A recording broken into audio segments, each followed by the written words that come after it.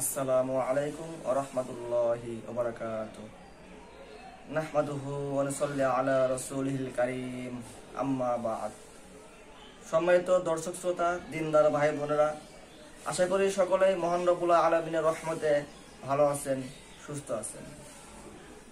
আপনাদের ভালোবাসা এবং অনুপ্রেরণার কারণে এবারও আপনাদের সম্মুখে কোরআন এবং হাদিসের একটি মূল্যবান আলোচনা নিয়ে হাজির হয়েছি।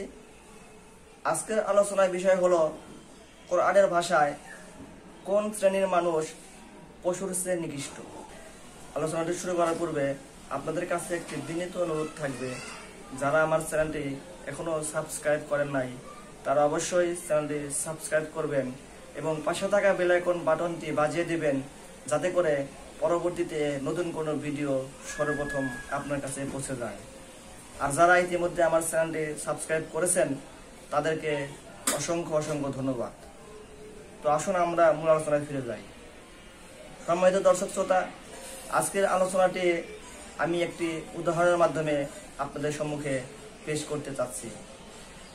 ধরুন, আমাদের এই সমাজে, আমাদের পরিবারে অনেক ছাত্র এবং ছাত্রী রয়েছে যারা বিভিন্ন স্কুল এবং কলেজে লেখাপড়া করে এবং তাদের বিভিন্ন ক্ষেত্রে বিভিন্ন সময় পরীক্ষা দিতে হয় বা এক্সাম দিতে হয়। তারা কিন্তু কখনো জানে না যে তার পরীক্ষায় কি প্রশ্ন আসতে পারে। সম্মানিত দিনদার ভাই বোনেরা, সেই ছাত্রকে যদি সেই টিচার বা শিক্ষক বলে দেয় যে এই প্রশ্নটা তোমার আসবে, এই প্রশ্ন থেকে তোমাকে লিখতে হবে, তুমি বাসায় গিয়ে এটার প্রতি চর্চা করো, তুমি এটার প্রতি ভালো করে পড়ো। এখন যদি সে ছাত্র যদি সেটা জেনেও যদি সেটা না পড়ে, সে কি লিখতে পারবে খাতায়? সে কিন্তু লিখতে পারবে না। অন্যজন কিন্তু ঠিকই অ্যান্সার করবে, লিখবে, কিন্তু সে কিন্তু সেটা কি করতে পারবে না, লিখতে পারবে না। তাহলে তার সে কপাল পোড়া হতভাগা ছাত্র কিন্তু আর খুঁজে পাওয়া যাবে না। সে কিন্তু জেনেও সেটা পড়লো না, যেটা আসতেছে কিন্তু সেটা সে জেনেও পড়লো না। তো সম্মানিত দিনদার ভাই বোনেরা, আমি উদাহরণটি এর জন্য পেশ করলাম যে আমরাও ঠিক একই রকমের কপাল পোড়ার ভিতরে রয়েছি।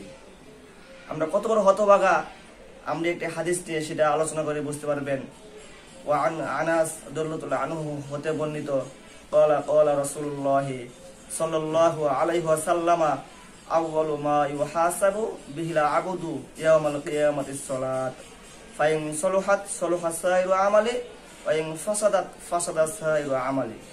রাওয়াহু সিলসিলা। অত্র হাদিসে নবী করিম সাল্লাল্লাহু আলাইহি ওয়াসাল্লাম বলেন যে কাল কিয়ামতের মাঠে বান্দার সর্বপ্রথম নামাজের হিসাব নেওয়া হবে। সম্মানিত দিনদার ভাই বোনেরা, আমরা এখান থেকে অবশ্যই জানলাম যে কাল কিয়ামতের মাঠে সর্বপ্রথম নামাজের হিসাব নেওয়া হবে, অন্যান্য আমলের হিসাব পরে নেওয়া হবে। ঠিক তদ্রূপ আমরা সেটা জানলাম, জানার পরে যদি আমরা সেই নামাজের প্রতি আমরা সতর্ক না হই, আমরা যদি নিয়মিত নামাজ না পড়ি, তাহলে কি হবে? তাহলে সেই হতভাগা ছাত্রর মতো আমাদের জীবনটাও শেষ হয়ে যাবে। সে ছাত্র যেমন জানলো যে প্রশ্নটা আসবে, তারপরে সে পড়লো না, ঠিক তদ্রূপ আমরা বুঝতেছি যে সর্বপ্রথম নামাজের হিসাব হবে, কিন্তু আমরা সেই নামাজ পড়তেছি না। আমরা সেই নামাজে কি করতেছি? অনীহা করতেছি। এ বিষয়ে আল্লাহ তাআলা পবিত্র কোরআনে বলেন, সূরা আরাফের 179 নম্বর আয়াতে আল্লাহ বলেন, লাহুম কুলুবুল লা ইয়াফকাহুনা বিহা ওয়া লাহুম আ'ইনুল লা ইবসিরুনা বিহা ওয়া লাহুম আযানুল লা ইয়াসমাউনা বিহা উলাইকা কাল আনআম বাল হুম আদল। অর্থাৎ আল্লাহ তাআলা এখানে বলেন যে যাদের অন্তর রয়েছে বোঝার জন্য, কিন্তু তারা সেটা কোরআন এবং হাদিসের কথা বুঝেও বোঝে না। তাদেরকে চক্ষু রয়েছে, কিন্তু সেই চক্ষু দিয়ে তারা ভালো জিনিস দেখেও দেখে না। তাদের শোনার জন্য কান রয়েছে, কিন্তু সেই কান দিয়ে তারা কোরআন এবং হাদিসের কথা শুনেও শোনে না, তারা না শোনার ভান করে। তাদেরকে আল্লাহ তাআলা কি বলেছেন? বলেছেন উলাইকা কাল আনআম, তারা চারপাওয়ালা জানোয়ারের মতো। নাউজুবিল্লাহ, নাউজুবিল্লাহ। শুধু তাই নয়, আল্লাহ তাআলা আরো জোর দিয়ে বলেন বালহুম আদল, তারা তার চেয়েও নিকৃষ্ট। নাউজুবিল্লাহ, নাউজুবিল্লাহ। তাই সম্মানিত দিনদার মুসলমান ভাই বোনেরা, আসুন আমরা কোরআন এবং হাদিস আমরা আমাদের হৃদয় দিয়ে, আমাদের অন্তর দিয়ে উপলব্ধি করি, আমাদের দেখার মতো দেখি, আমরা শোনার মতো শুনি এবং সেই হিসেবে আমরা কি করি? আমল করি। বিশেষ করে নামাজ, যেহেতু কাল কিয়ামতের মাঠে সর্বপ্রথম নামাজের হিসাব নেওয়া হবে। তাই আসুন আমরা আজকে থেকে তওবা করি যে সামনে আমাদের যে নামাজটি পাবো সেখান থেকে আমরা নামাজ পড়া শুরু করবো ইনশাল্লাহ। আমরা কার জন্য আমরা নামাজকে কাজা করবো বলেন? তাই আসুন আমরা আমাদের নিয়তকে সহি করি। আমরা যে কথাটা শুনি না কেন আমরা আমলের নিয়তে শুনি, আমরা নিজে আমল করি এবং অপর ভাইকেও আমলের দাওয়াত দেই। সম্মানিত দিনদার ভাই বোনেরা, আজকে তাহলে এ পর্যন্তই।